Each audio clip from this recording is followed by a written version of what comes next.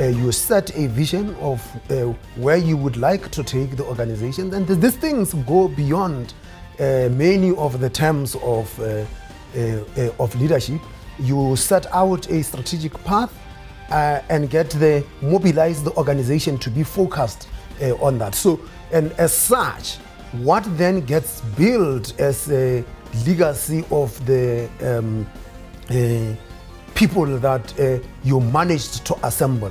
And it's because, why I'm talking about people is because those people must continue to live that vision even after you had left. So if you come and you say, this is the legacy I want, and you try and impose that, when you leave, that's when things fall apart. And sometimes organizations fall apart because there wasn't a collective view in that organization of where the organization has to go. So you could leave, but because the organization have bought into a common vision of where they would like to go, then the organization becomes a much more lasting legacy than if you were to impose your own legacy as a person.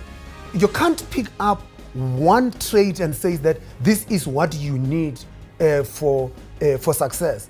As a leader, you need to have a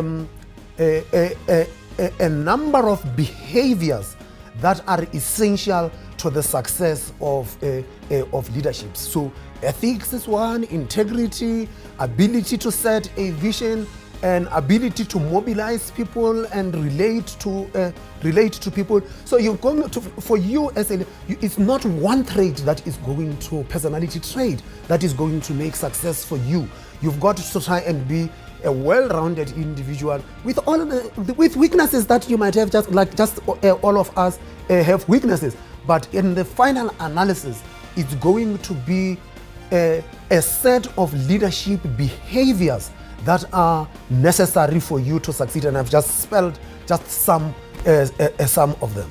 Institutions in a democracy matter.